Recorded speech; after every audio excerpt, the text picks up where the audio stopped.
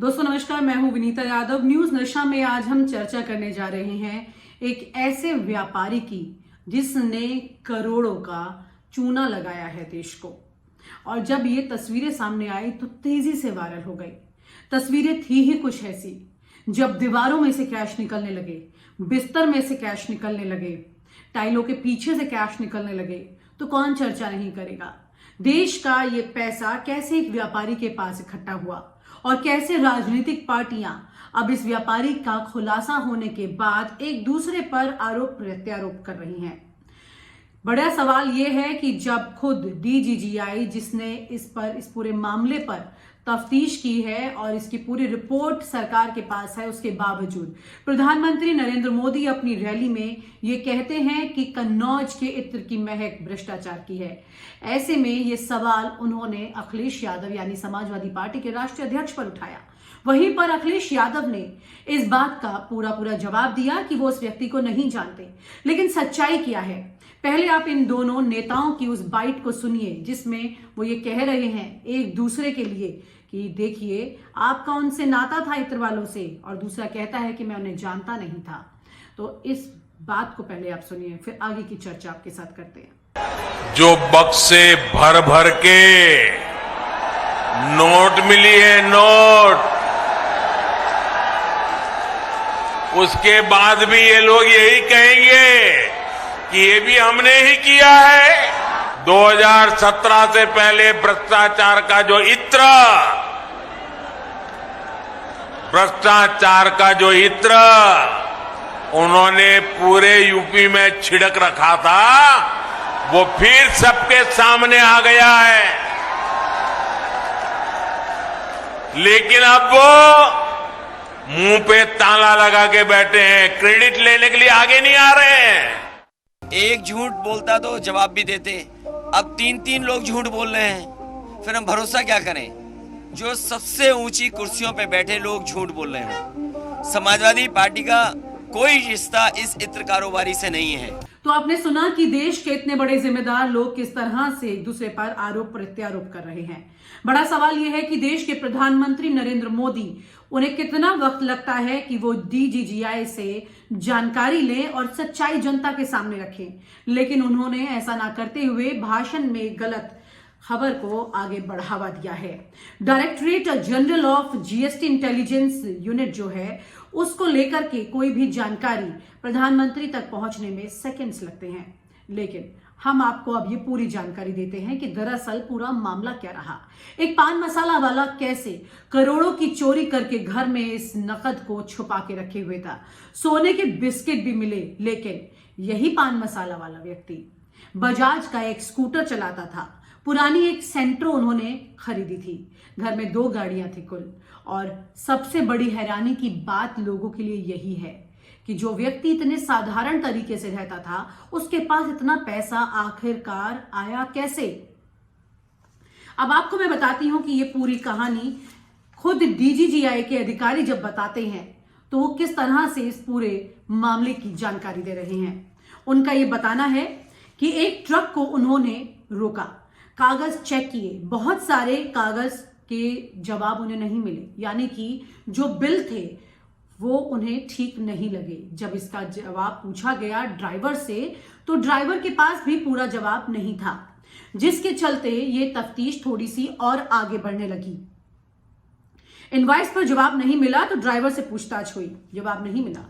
तब मालिक की तलाश शुरू हुई, यानी कि मालिक गणपति ट्रांसपोर्ट का मालिक प्रवीण जैन, जो कि पीयूष जैन का रिश्तेदार है, उनकी तलाश शुरू हुई।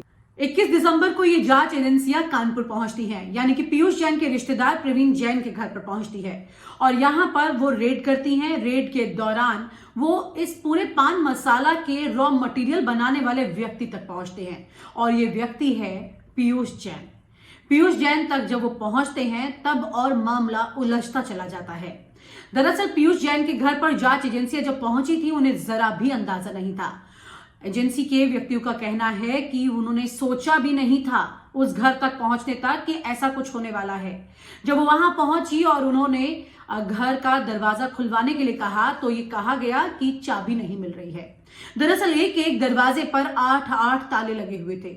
इन 8 तालों को खुलवाना बड़ा मुश्किल था। चाबी मिल नहीं रही थी तो तालों को तोड़ा गया और उसके बाद जांच एजेंसियों ने जो देखा वो वाकई हैरान करने वाला था।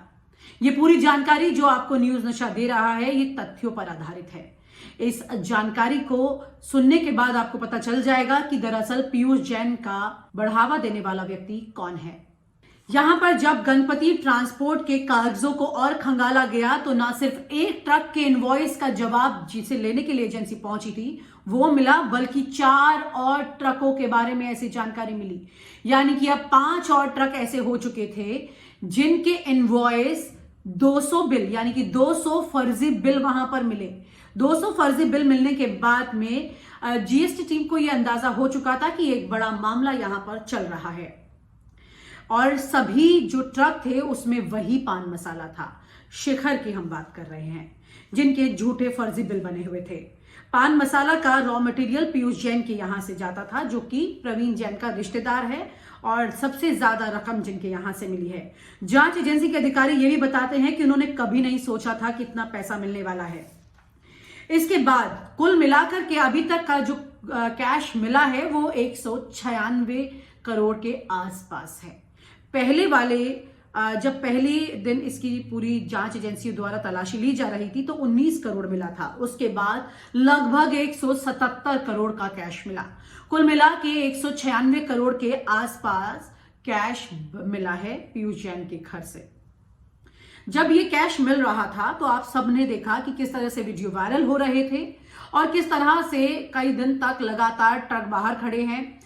स्टेट बैंक ऑफ इंडिया से मदद ली गई क्योंकि इतनी बड़ी नकदी को गिनना मुश्किल था और उन्हें उनसे मशीनें मंगाई गई। कई मशीनें आई और उससे ये नकदी गिनी गई। कुल मिलाकर के ये पूरा जब ये मामला चल रहा था, वीडियो वायरल हो रहे थे और पैसा बरामद किया जा रहा था, इस दौरान ये पूरा मामला राजनीतिक स्तर पर कहीं और पहुंच गया। ये पूरा मामला पहुंच गया क्योंकि ये कन्नौज के थे और कन्नौज का इत्र जो कुछ दिन पहले समाजवादी पार्टी के लिए जारी हुआ था और लोगों के सामने उसकी ब्रांडिंग की गई थी, मार्केटिंग हुई थी, उसको लेकर के सवाल उठने लगे कि भाई ये तो वही कन्नौजी इत्र वाला व्यक्ति है।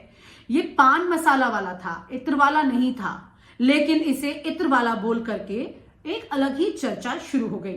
अब इस चर्चा के शुरू होने के बाद में सवाल ये उठता है कि किस तरह से, जैसा मैंने अभी शुरुआत में आपको बताया कि प्रधानमंत्री नरेंद्र मोदी ने किस तरह से डीजीजीआई द्वारा मिली जानकारी के बावजूद अपने विपक्ष पर यह हमला बोला कि ये इत्र आपकी महक का है। वहीं पर अखिलेश यादव ने भी अपनी तरफ से आरोप लगाए।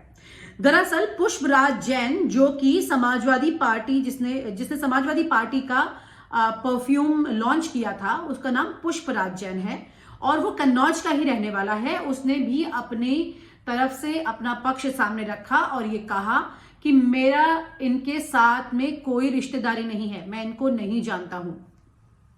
ये वहीं के रहने वाले हैं लेकिन हमारा इनसे लेना देना नहीं है। इसके चलते ये पूरा मामला सामने आया है।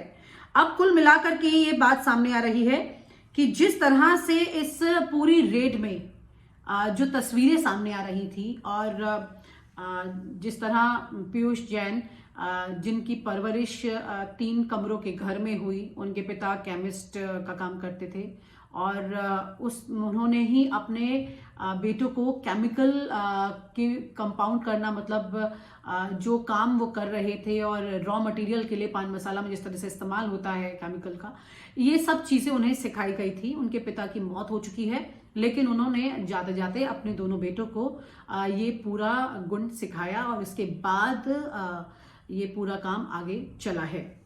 अब सवाल ये उठ रहा है कि पीयूष जैन के पास जो ये 196 करोड़ के आसपास का पैसा मिला है, इसमें से अब पीयूष जैन के वकील का ये कहना है कि भाई आप हमारे पैसे इसमें से काट लें, जो कि पहले 32 करोड़ के आसपास होता है, लेकिन डीजीजीआई इस पर कोई जवाब नहीं दे रहा है और उन्होंने ये भी कहा है कि आप 52 करोड़ तक इसमें से काट सकते हैं, बाकी आप वापस कर दें।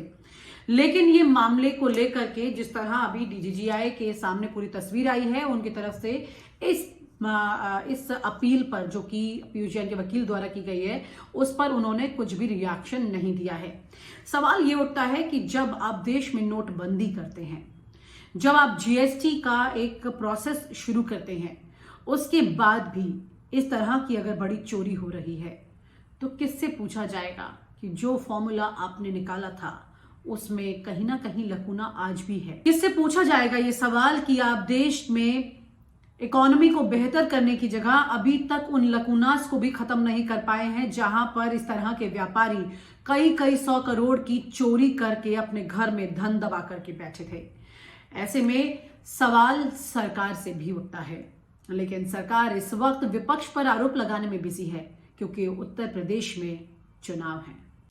और आप हमसे जुड़े रहने के लिए सब्सक्राइब करें YouTube पर, फॉलो करें Twitter पर और लाइक करें Facebook पर। और ज्यादा जानकारी के लिए आपको टाइप करना होगा सिर्फ न्यूज़ नशा।